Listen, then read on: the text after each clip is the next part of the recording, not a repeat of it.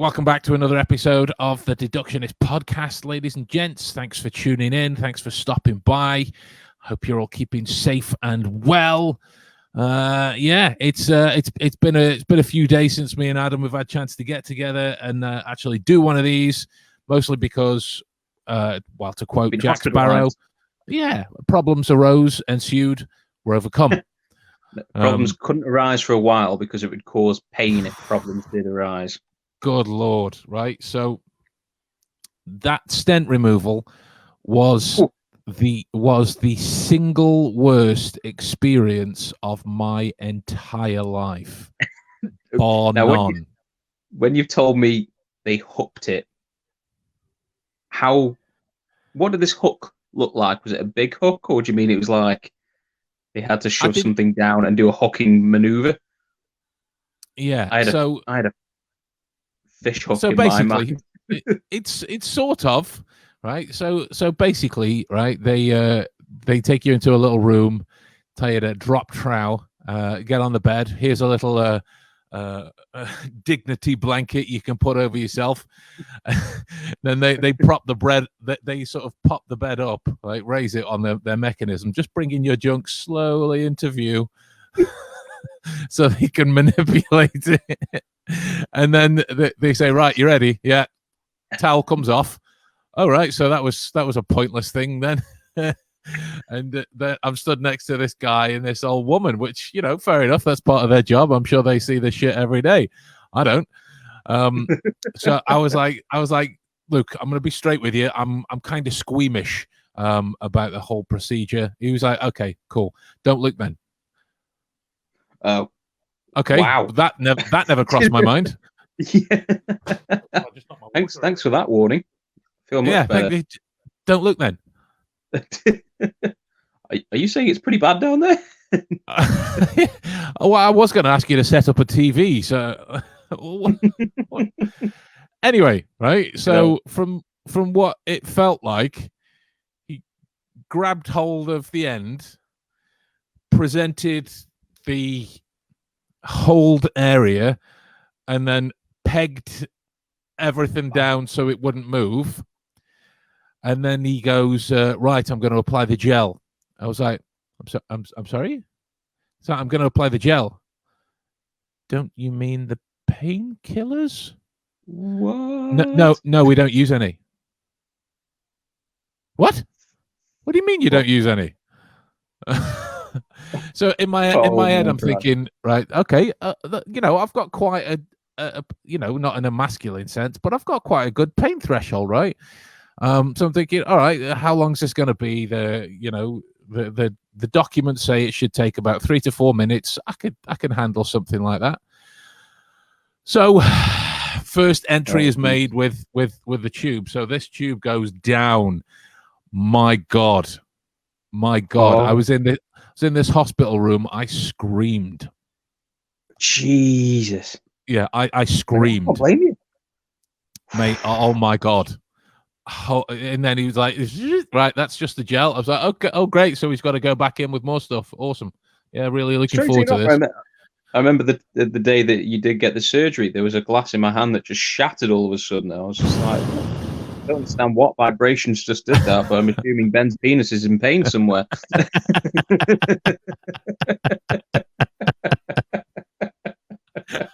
I like that. So dark. You see when Aquaman does that, and you see those little rings come off him. That's what happens to my junk at the time. I'm trying to communicate that I'm in agony. So yeah, they then grabbed hold of the whole thing, and it's like, right, we're going to fetch the stent. I was like, okay, here we go. Bang! This goes in, and then he starts this action. Oh, you don't play with it like a gear stick. Jesus Christ. And then I heard him say it's in an awkward position. And I'm like, oh yeah, of course it is. Why wouldn't it be? Why not? So he the goes, entire thing's in an awkward position. Oh, it gets worse. He went to go and get another tool. I was, what? Crowbarred another thing in there. Wow. To then clip the end of the stent and then drag the whole thing out. They It was did horrible. Yeah. What have I walked in on? Something that you can't walk out on. Lock that door. Adam made the mistake of asking me how the stent removal went, so I got graphic with the whole endeavor. I saw pictures. Whoever you are. Yeah, the like pictures I roulette. It's either floats your boat or it doesn't. How many people are reaching for the leave group option? No, what has the network become? They're just talking about his junk now. Some people just reaching for the tissues. Oh no! Oh no! That's crying. That's crying in support. So the thing I wanted to talk about today is the whole Prince Harry and Meghan Markle Oprah Winfrey interview. I still find her name to be a tongue twister. Oprah Winfrey doesn't sit well, but that's neither here nor there. Did you watch it? I did. I watched up to be fair, until they started going, and I don't know at what point did they start petting animals. It's Jonam. Hey, hey, Jonam. You have to follow a link. More erotic than it was. He did. You have to follow a link and add something into the StreamYard thing so I can see who the actual profile is. If not, then it just comes up as Facebook user. It was a horrific experience. So you watched it up until what point was that? Sorry. Well, they started going to the little farm and sort of like looking at all the animals they've got and talking about the life they now set up. But I did see more clips of the juicy bits, the bits where she sort of revealed things that happened at the palace or wherever they were living at the time. What did you make of it then? So did you take a side? I don't think it's a matter of sides. Because if you be black and white about the whole endeavor, it's one side of a story it's one side of a story we've yet to hear the other side of. Yeah. Right. True. So when you're looking at assigning truth or lie, information, whatever, you need more data. You can't make bricks without that level of clay, to paraphrase Holmes. So but what I saw it, and don't get me wrong, I filmed a reacts version. It was a detailed one, would have been 3 episodes, each an hour long, but they're currently all blocked on YouTube at the minute because of the copyrighted content. So the poor guy that looks after my channel and posts everything is he's having a hell of a time. But I've just sort of gone, yep, there's a video. Happy days. Take care. All the best. Bye. See you on the other side. Yeah. That's it. Yeah, good luck, mate. He did have a full head of luscious hair. He's now bald, which is completely untrue. I just thought that was funny, and I'd make another sad bald person in the world. But yeah, I don't believe it to be a position where you can assign blame or assign certainty of any action. And if that is something that you are doing, then you are 2 things: wrong and making a decision that's being clouded by emotional bias. Yeah. That's all you're doing. How did you react to her side of the story? Like, not specifically then whether it was true or false what she was saying, but how did you react to her side? Like, per se, like, did she come across as someone who was honest, or did she come across as someone who was hiding things, or maybe both? Was it a layered kind of response you got? Yeah, there was elements of both. Yeah, but on the big things, the big hot topics, it was very much around the management of how she was describing people involved, people who said things to her, like the whole discussion regarding I think it's Archie, the name of a kid. The old discussion regarding Archie's skin color, and the conversation that somebody had with her about what skin color he would come out. Now there's those that make the argument that it can just be a discussion you have, like if one parent is ginger and the other person is has black hair. You know, I wonder if the kid's going to come out ginger, right? That could be a genuine discussion that you could have with no implications on ginger people at all. But the her nonverbals very much displayed a management of the words that she was saying. So there was clearly a lot more going on, and it was about the implications of the skin color that irked her a lot of the time. Right? There was a pretty significant and repeating observation that I made about a blinking. Blink rates are usually an indication of somebody's pulse. I think of them as a visual pulse representation, and how often you see them and how fast you blink. Right? Like you like if I'm sat here blinking like this, the whole time. Well, you can't see because of the reflection, but if I'm sat here talking and doing this, then my pulse is following suit. It has to. It's the erratic nature of how ergonomics are linked together. Okay. Hers was representative of a standard flow of somebody who's calm and controlled, but every time these hot topics came up and she's looking to describe the situation, there was an eyelid flutter, which is indicative of blocking of management of potential deceptive markers. Now you look at the logical contextual breakdown of why somebody would manage the words that you were saying.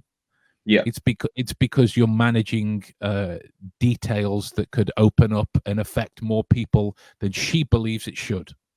Yeah, she's sat there and gone. There was a discussion that was had about Archie's skin color, basically. Oprah's pressed for more details, and she's sort of given a politician's answer, where she's said words, but has said nothing to anyone. Yeah, there's no other intended meaning behind it. The whole thing, I think, should be considered a decent treatise on what deception detection could be, because you take away the royals and the celebrity nature of it, take that out of the equation. They're people.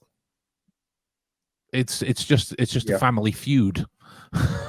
in essence, it's a family into epic celebrity proportions. Absolutely. Now, that's always a huge thing. I think what's behind it is sort of, like you say, the implications of the power of an image of of royalty and what they represent as well come into it. I think there's sort of like a set picture we have of the royals, not always positive. There's a negative side as well. A lot of people, if you were looking on the negative side of the royals, a lot of things that pop up are sort of people who feel entitled or feel like they have a position above everyone else, even though there's an argument to say that they're not technically doing anything for the country. That's not my opinion. I'm literally, I don't care if we do or don't have royals, but I'm the same.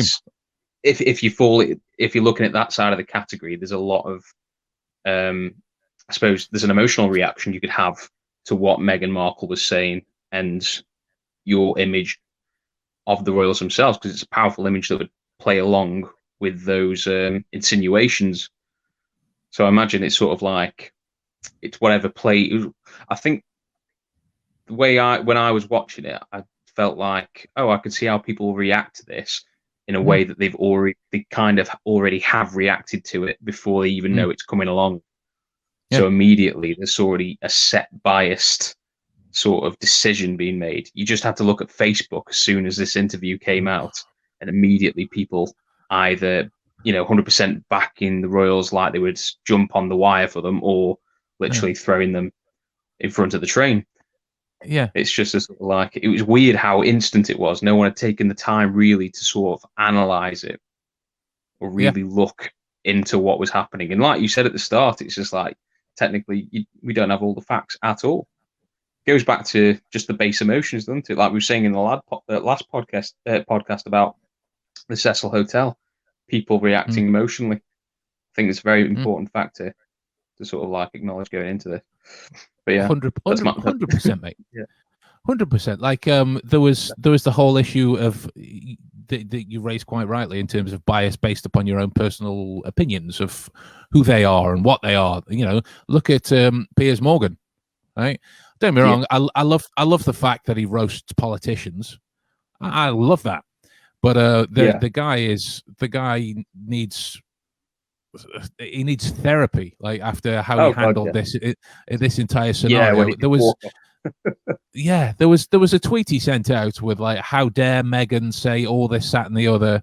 That I forget his actual words, his actual words, but how dare Meghan say all of this when the Duke of Edinburgh is lying in hospital? Yeah. But like, the reality of the situation is, right? So take the royals thing out of it. Why does that matter? Yeah.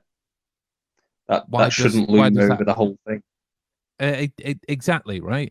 And if you'd actually watched the interview, both of them go to extraordinary lengths to say, to help people try and understand that, look, there is nothing we are saying that's against the family.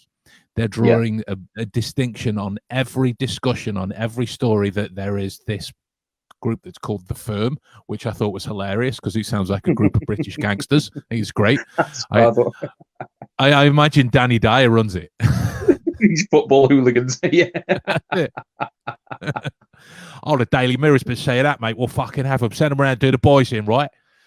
I apologize to all Cockneys that are listening to that. That was my best sort of Dick Van Dyke appropriation of what a Cockney sounds like. But they go to great lengths to. Oh, thank you.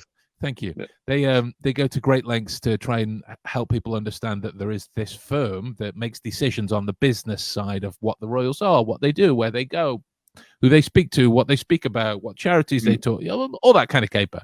Manage the papers and the stories that leak and the information, blah blah blah. Yeah. And then there is the family, and they go to great lengths to try and explain that our issue is not with the family. There was at one point when it came up that Harry was having everything removed, like his titles, all of his military accomplishments, which if I was Harry in that scenario, I'd be like, oh, that's a kick in the balls. That is a kick in the balls. But he said, look, I respect my grandmother's decision. Yeah, he did say he was very forthcoming with saying, I wouldn't ever say anything against my grandmother. I respect her too much. And there was a lot of times, like for those instances where he was clearly trying to sort of put aside any direct hate at anyone in particular or anything like that. They would just sort of, from my point of view, telling facts of what happened rather than alleged sort of, specific people. Sort of having, sort of having an argument with certain people or trying to name people or trying to insinuate or anything like that. They would just explaining certain situations that had happened to them within that institution or the firm, as it were. And a lot of people, it was like instantly there was guesses all over. It was like, I don't know if you saw any of the memes or the GIFs. I saw some of them. Hit WhatsApp, and it's basically just it's all aimed at Prince Philip. And it's oh my god, it's like, and they had to put a statement out there, didn't they? It's just like it wasn't Prince Philip. How did everyone go to Prince Philip?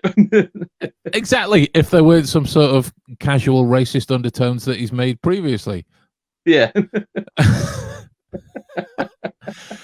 The whole thing is just, it's the issue has been conflated in terms of what it is, right? There's a few people that mention things like Meghan's the driving force behind everything. Harry looks like a wife who's been suffering spousal abuse, but like if you look at the context of the scenario, right? Meghan's married into a family and she's already got issues in terms of independence, trapped by the system.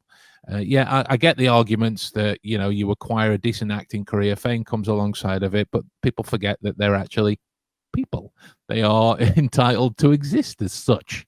But in this scenario, Harry's losing his family, his family, his connections, his memories, his experiences.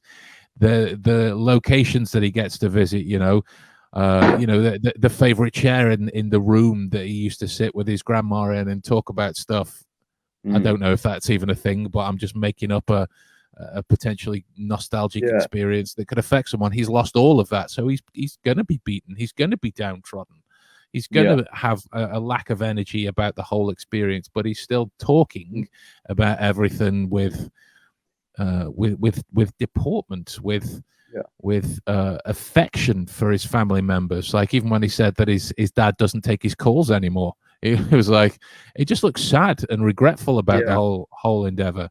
And it's like two different kind of losses, isn't it? She's lost in the situation, and he's lost in terms of he's losing, like you say, his family.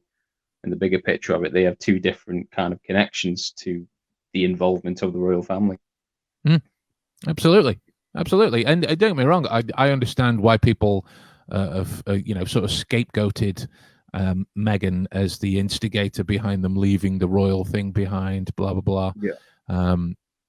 But again, if you look at the contextual analysis of that, right, the reason they are so enraptured with each other, and they're such a cute couple. I think it's nice to see a couple that's so heroically in love. Like Hugh Jackman and his wife, or Momoa and his wife. It's cool to see. But that's a side note anyway. But like there were moments when Harry mentioned how trapped he felt, and when Oprah asked him about the things he's treasured most about lockdown, he would say, "Yeah, I can take my son for a ride on the bicycle because I couldn't do any of that when I was a kid." Little nod to being trapped again. Look at these rebucking against the system when he went out dressed as Hitler or a Nazi or Christ, I forgot about that. Yeah, whatever it was, right? Yeah. There's a rebellion. There's a rebellious nature to him there, isn't there? Against the system. Of what that he spoke a few times about being born into it, and you watch his non-verbals. There's the born into it. I didn't ask for that. The whole time, and in finding somebody that you're falling in love with that shares the same ideals and the same feelings and all the rest of it, why would you not do this together? Because there's that teamwork element. But like for me, if looking at it as scientifically as I possibly can, the whole thing about lie detection should be understood. And then 2 points I want to make, right? 2 points I want to make about how this thing should offer a moment of self-reflection. In that, why do you care? Why do you care? Not like you specifically, but the people that are really getting involved in this. Why do you care? Oh, because of the implications. Okay, how does their family breaking apart directly affect you? Precisely. Right?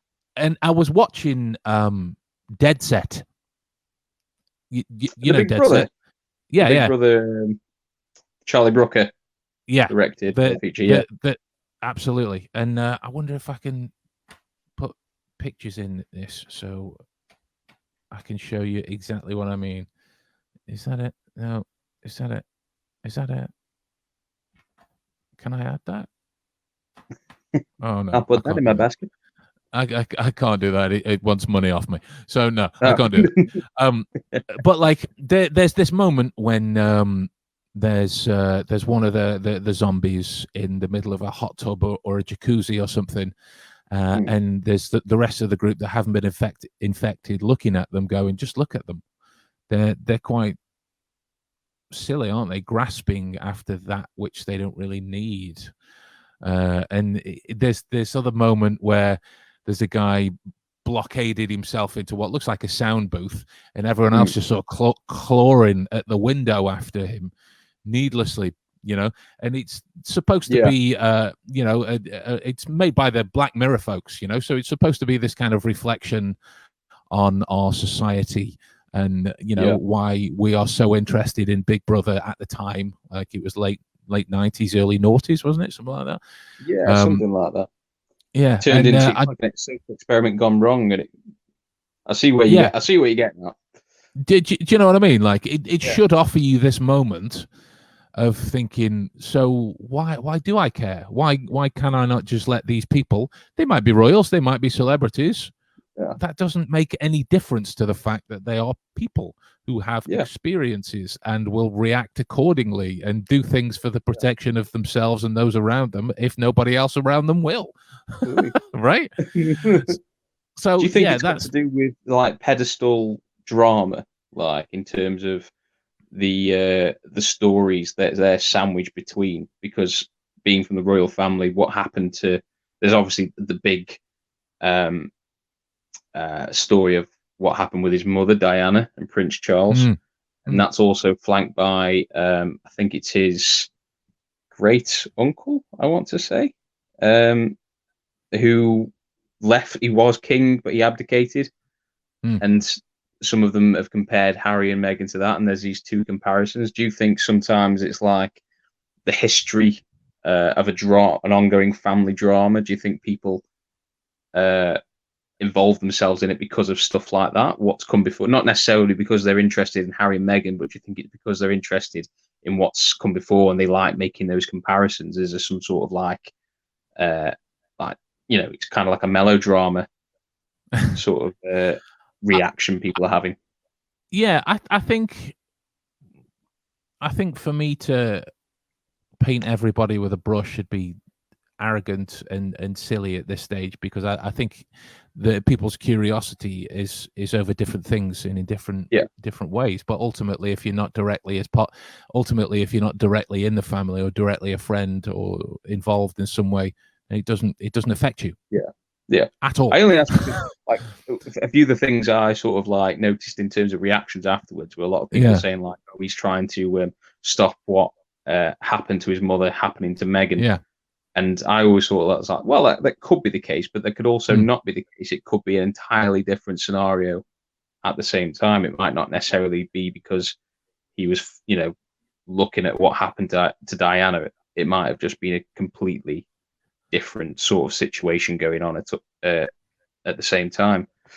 So I've always thought it was interesting how people react in terms of that. And I just thought, well, where have they got that information that it was specifically he's done all this because he doesn't want history repeating itself? That sounds more like people want it to be that rather than what it could be. Again, that's hypothetical. That's just looking at a few reactions, not necessarily like you say, like that's everybody's thoughts on the whole thing.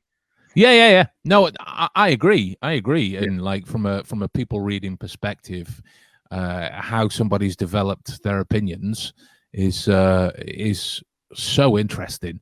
It allows you to learn a lot about them. But yeah, I think it might just be the magnetic nature of drama. It might just be the magnetic nature of that. Like, why do people watch soaps? Very true. But it's that escapist sense of hyper reality. But we kind of want to see it from a safe distance where we can just offer an opinion and not have to experience it. Exactly. But the annoying thing about this now is opinions are being considered facts. Like true. If I was talking to my mate Matt about this the other day. We're going to get him on for an interview as well. He's an expert in cultural displays and body language across the world, cross cultural dynamics as well. So I'm going to get him on soon. But we were saying, like, so the opinion of somebody with 20 Twitter followers is considered fleeting and isn't really given any more thought than it would be by the 20 followers. But an opinion of somebody who has a couple of million is considered stronger just because there's more people involved within that, when it's still just an opinion, right? That's the frustrating thing about me. And he mentioned Neil Gaiman's The Sandman, with the cats wishing themselves big, so they were in control.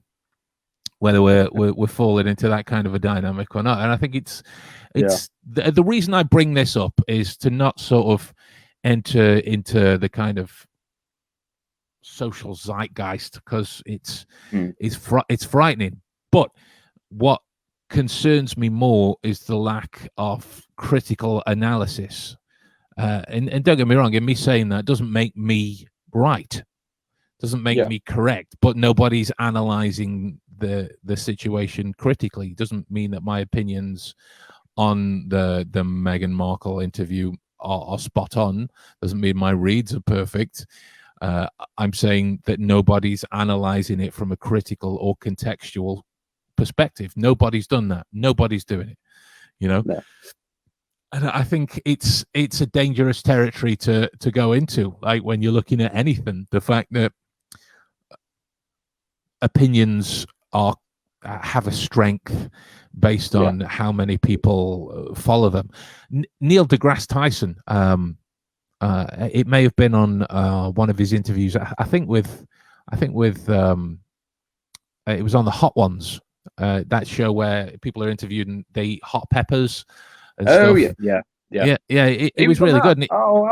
Yeah, it was great. It was great. It's a 20 minutes 20 minutes of a look into his world, and the world of physics and the like. But exploring the universe.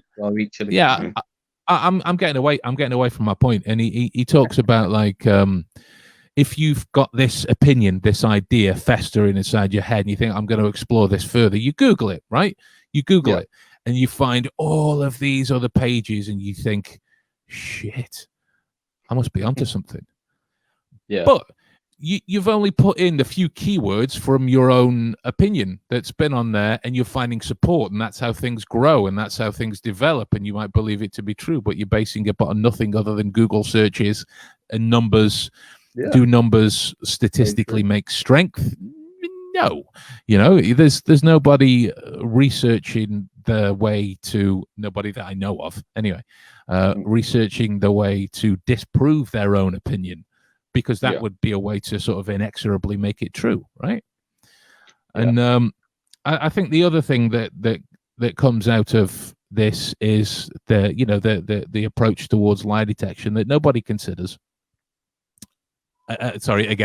Nobody that I've seen considers, because it's all done in the sense of, oh, boom, boom, boom, deceptive markers, boom, liar.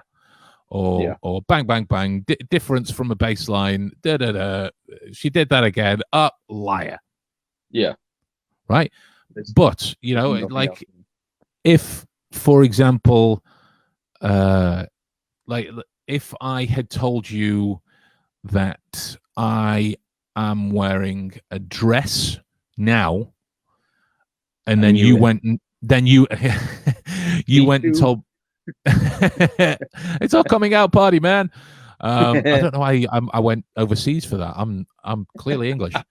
But if you went and told Becky that Ben was wearing a dress during that podcasting recording, you would have lied to her.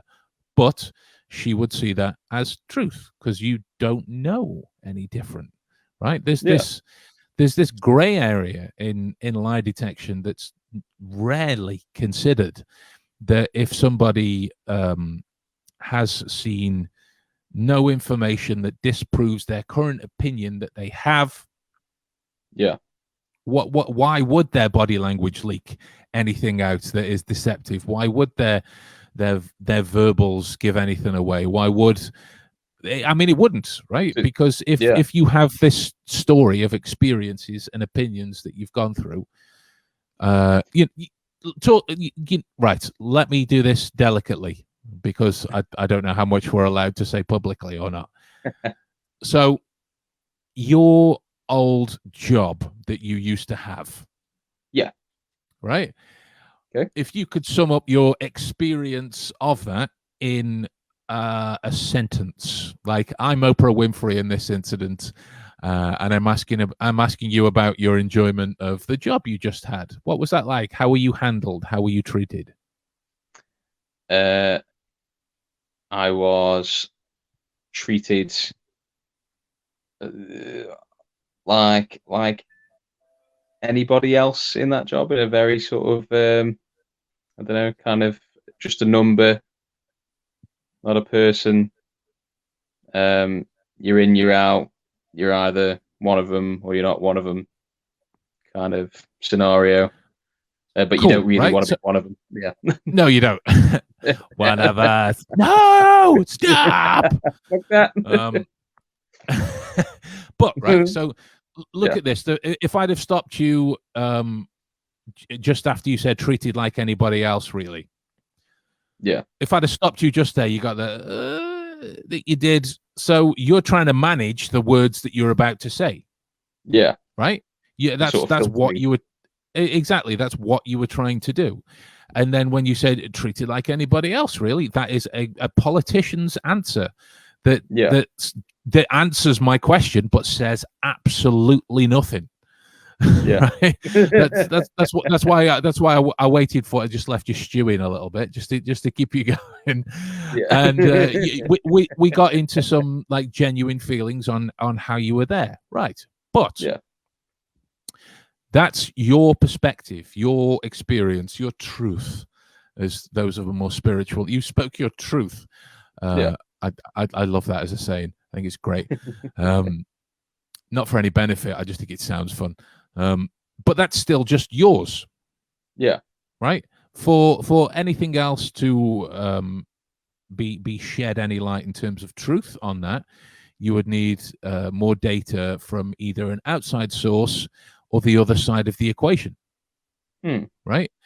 Yeah. So the same things are going on here. Just to clarify, I can absolutely contend because I used to work at the same place with him. It's horrible. Yeah. But that's two people saying the same thing, right? Yeah. The arguments could be made that we are just disgruntled employees, who were rebukking against the system that tried to make us do things we didn't want to do, and felt like we had a sense of our own individuality, on our own characters, assassinated, made to feel worthless. We weren't helped. We were worked, doing things.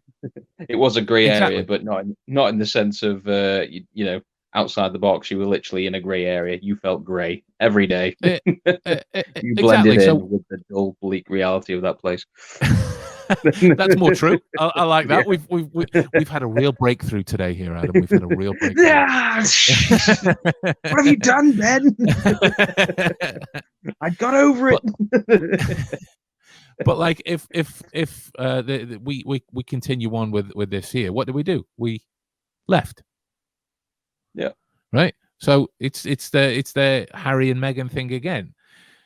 It's all a matter of context, which never gets looked into. No one understands that, and I'm talking in like sort of totalitarian language. No one this, nobody that. Just to clarify, so I don't have to keep censoring myself.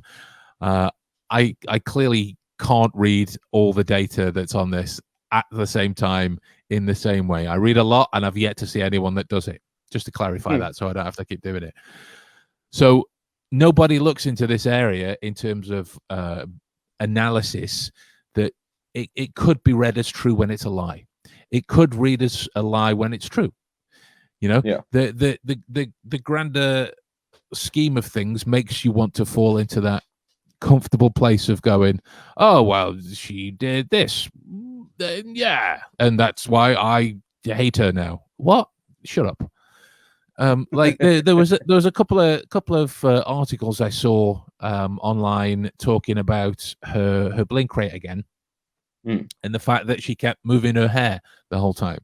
Don't get me wrong. In the right context, the hair removal is in the neighbor of pacifying, something that we do to calm our levels of anxiety in stressful situations. It is, but I ask these people again, and I can't ask them directly because I don't know them directly, but I ask these people to watch that back again and watch how her hair moves, because the wind that's blowing in her face will affect her. It will affect her eyes. It will dry out her eyes, and it will make her blink more. Yeah, absolutely. Right. I've seen nobody. Go on. The fact that where they are as well, they're in a garden. Even though you might not see things, flying around or notice any sort of particular kind of weather going on. You don't know how hot that day actually is. You don't know the temperature. You don't know what's going on. You don't know if it's if there's flies buzzing around the area or they've managed to maintain that somehow. You just don't know. So there's a lot of factors sort of going in there on the environment alone. Exactly. Yeah. And this is why the whole Elisa Lam thing pissed me off so much. Because like there's all of this information that we simply don't have, or we simply don't have access to, right? There could be a conceivable situation where the Queen at some point has called someone a cunt. It could have happened. We'll never know. It could. Yeah. You know, that would be fucking amazing, and I'd want it on one of the tea towels. That would just be awesome. Screw Grandma's old sort of like Her Majesty. It'd be, you're a cunt. You're a cunt, darling. You're a cunt. Yeah. So it's something that, like, we sort of make immediate behavioral assessments that she wouldn't say that, she's the Queen, blah blah blah blah blah.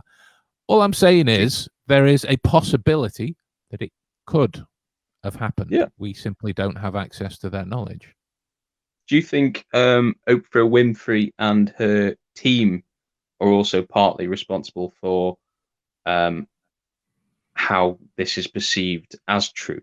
Simply because I don't know if Oprah directly, or it could be just the advertising promotion company, or however people have decided to advertise this, but it was sort of made to look like Meghan's revealing the truth on the whole fiasco, as if, what she says goes, it's fact. We don't need another opinion.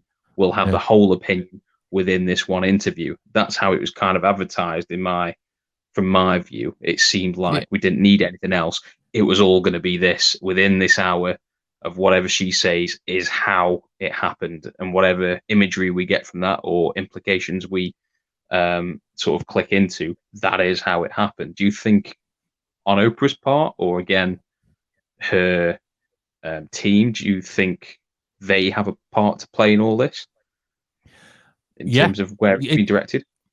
Yeah, it's the same thing I say at the start of every React video I do on a documentary or like something from Netflix. We are watching this through the eyes of a documentary filmmaker. So we are watching this through someone else's opinion already. So you have to wade through additional stuff to try and get to that. That's why I would like to tattoo the word context onto everyone's forehead. Yeah. So they could all look around and see it on each other's, because obviously they couldn't see their own, right? Like they said at the start that Oprah went to the wedding, Meghan and Harry's wedding. There's a prior relationship there. You already biased. You could argue that. You could absolutely. There was a little moment at the start where they spoke about you don't know what I'm going to ask you. No topic is off limits, and you're not getting paid to this interview. Though from a behavioral angle, that all read as true. There was nothing to suggest anything deceptive there. But who has watched a episode of something related to magic on TV, where the magician has gone, so we are strangers, we haven't set anything up, you don't know what's about to happen. Right? Aren't you Chris Angel? Fuck you, man. I'm leaving. My freak was done in editing. Right, but that's a point that could be argued. Absolutely, it could. Some of the questions that she asked, the reaction it provoked in Harry and Meghan suggested that they were suggested makes it sound like I don't have any information to back up my opinion. Indicated that it wasn't planned, which could very well be a riff and whatnot. But yeah, that is just words that could have been said. But again, if you examine that through the context of each reaction, like if you look at the way that Oprah reacted when the issue of race was brought up, Yeah. you know, she was burying a lot herself in terms of the questions she wanted to ask and where she wanted to go with it, because it affected her differently. You know, as well it should do. But like, of course, it's going to affect her differently. Does that skewer how the interview is presented? You know, True, and I like the fact that you got a little look at the animals, because I'm very vocal about the fact that I prefer animals to people. Well, not all animals, dogs especially, 100%. Sort of take the philosophy of Bill Burr, in that we could wipe out 85% of the planet, just replace them with dogs, we'll be fine. It's okay. It's all good. But that's a side note. But I like the fact that they went around the compound. But it was, I think it was something like we went back to them, and it was 3 days later where they still had some more stuff to say. Okay, so you've been in contact the whole time during those 3 days. What else have you discussed? Should the things during the animal farm chat, should that be considered prepped? Should it be considered questions that we've spoken about? Because you know, it wasn't during the initial recording where they sat down as well, right? All of these things don't get taken into consideration, but that's what formulates like a good awareness of your contextual analysis for a decent behavioral read. It's how you formulate stronger baselines to see what differentiates from. It's how you formulate accurate profiles and whatnot. Like I'll give you a good example from the profiling method that me and the guys at ProCipher are developing. I gave a complete behavioral breakdown, which made someone a little unsettled. There was a few of them.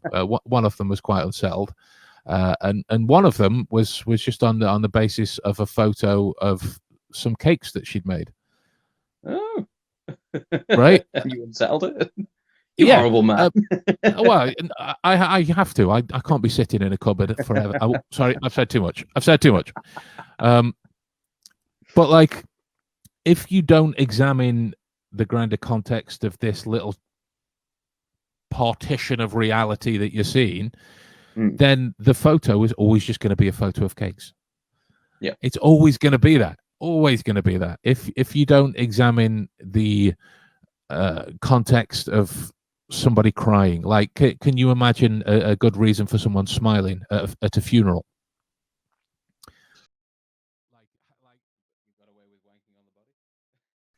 Naturally, like, who doesn't? But you know, I don't know why I went straight there. that was dark, mate. Wow, that was terrifyingly dark. It was dark. The lid of the coffin was on. I'm gonna, when this goes live on YouTube, I'm gonna have to make sure I put like warning, though royals and love are discussed, we also talk necrophilia and the word cunt. Been a royal cunt of a podcast. Yes, it has. But like the immediate awareness of somebody doing this at a funeral doesn't go together. Doesn't go together at all. Now you imagine them revisiting nostalgic memories in their head. Boom! Context has changed the whole thing. The whole thing. There's a group of guys in an office. One of them's looking sheepish. He's touching the erectile tissue in his nose. He's stuttering. He's gazing away. His feet are angled towards the door. All of this BuzzFeed kind of analysis related nonsense. And the topic of the £100 that was stolen out of somebody's wallet is brought up in part of the conversation, and he starts to shift in his seat a little bit, look more uncomfortable, look more nervous and whatnot. He starts to blush slightly. His mouth gets dry. He coughs. Liar! Or he just farted. Right? And that's how I got away with my £100. Yeah, you did. That's how me and Adam make money for the podcast, bear in mind, ladies and gentlemen. We go into offices where people talk about thieving and we fart. We fart. It's a lot like that scene from Dogma with Bartleby and Loki just with a lot less murder. Yeah. Some would argue considerably less murder. I'll say it. Just considerably less. Not James Silent Bob, it's Ben and the Silent Bob. Oh my. I'm not playing now. I'm talking. I haven't got long left. Come here. Come say hi. He's talking to his penis again. Oh, it's Lexi. It's Lexi. Oh. That's a remarkable subtle hint. She's just nudging it at me. Play. She's like the little kids from the film Hook throwing the ball. Play.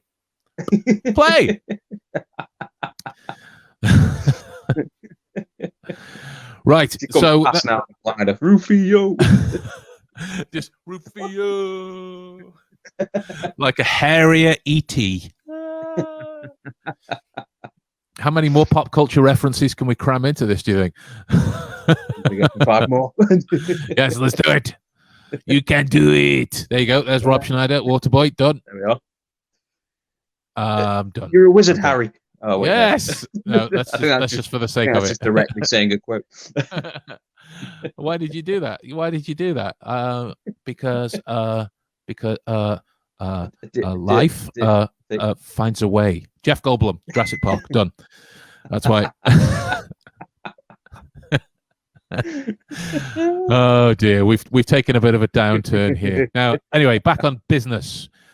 Yeah, so hopefully, my good friend who takes charge of the channel for me, he will be able to get this video published. It may jump in parts because of parts that he has to remove and whatnot. It may be something that I have to can or just put on Vimeo and give people links for, because I've done it now. People should see. God damn it. So yeah, there's that going on. My book, The Monographs, has just come out on Audible. Fucking sweet. Have you heard the sample of the guy? I think I may have seen it pop up on Facebook. Can you play it now? Can you play it live? I'm gonna try and find it now. The reason I do it just because, like, I've never met the guy, or I didn't have any say in who it was that gets to do it, and I didn't really want one because the guy who was chosen sounds amazing. And again, you could argue that yes, you would say that, Ben, blah blah blah, but it's you again, but a deeper voice. Yeah. Hang on. Let me do it.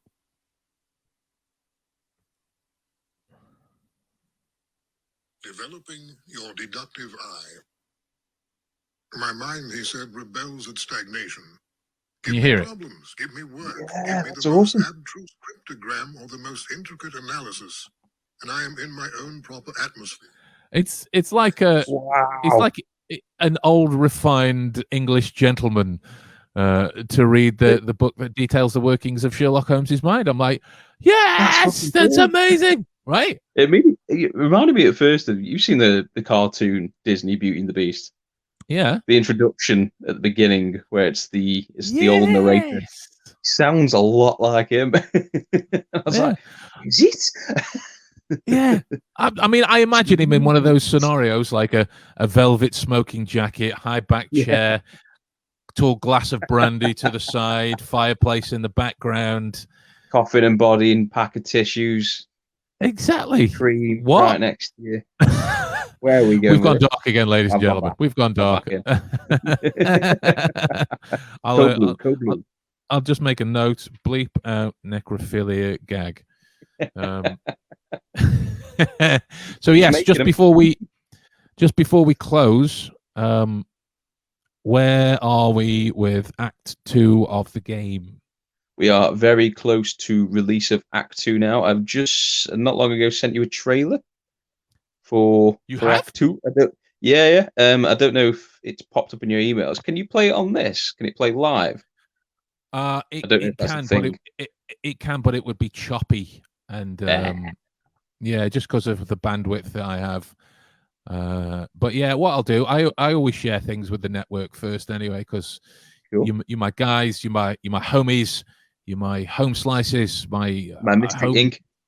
You're my home my slice. mystery ink, my brethren. I can't think of any more synonyms. My crumpets with cheese. My crumpets. Yes, don't. I'm hungry. I mean, I'm not hungry. I'm fasting at the minute. I am hungry. So yeah, well, there you go. My words have gone now. I'm thinking about food. The Act 2 trailer will be published very soon. It's got 9 seconds left and it's downloading. So yeah, I'm going to watch that in a minute. With that in mind, do you have anything more that you want to say before we go? Sometimes when it itches, I put the cream on, but the rash doesn't go away. So I'll just take photos of it and send it to Ben, and he'll wonder why it's always on the right testicle and it never spreads anywhere else.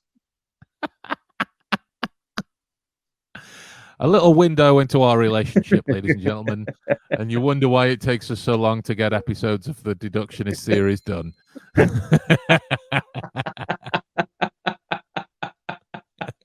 We don't get sidetracked. What are you talking about? We're like the way that Bill Bailey talks about the countdown theme tune. He's saying he starts out live with Full of Hope, and then it goes to an end of somebody who's got attention deficit disorder. Oh, a B did it.